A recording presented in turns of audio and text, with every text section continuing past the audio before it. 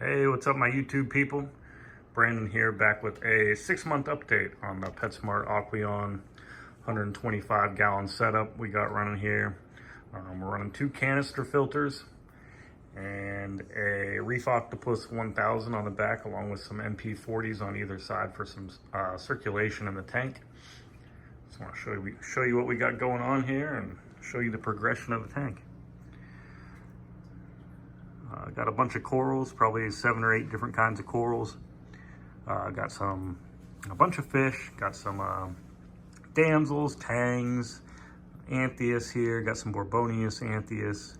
You can see my Midas plenty swimming along there. We got some zoas, bubble tip anemones, and a leather.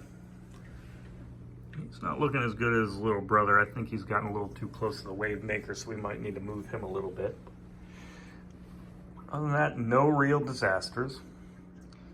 Tried a copper band butterfly about a month after I had this tank up and running and everything moved over. And turns out I could not get him to eat any frozen or prepared foods. So my words of advice, if you try to get one of those, make sure it can eat before you bring it home. But other than that, everything that I moved over to this tank about 7 months ago is still doing great. Doing better than it was in my 55 for sure. Up top, we got the Night Crew 150s. Again, I keep shades on this and covers on it because I have other animals here in the house too. That's Jaws, if you haven't seen him before. But they're pretty good, and they're open in the back, so it doesn't overheat or anything like that. Don't know if you can see that or not. But those have been great. I normally run those at about 40% blue and 5% white. Underneath, if you haven't seen the first video, oh, Flame Hawk came out, cool.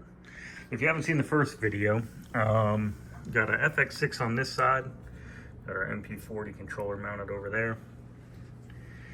And on this side, we got the Oase 850 thermo unit on this side and the Toonsy ATO. And that keeps things really stable for me. As you can see, you got a bunch of coralline algae growing back there.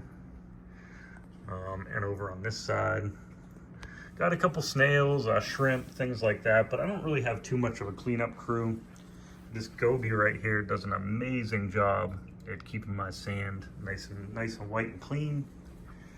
I do a 32-gallon water change. I normally do that every 7 to 14 days.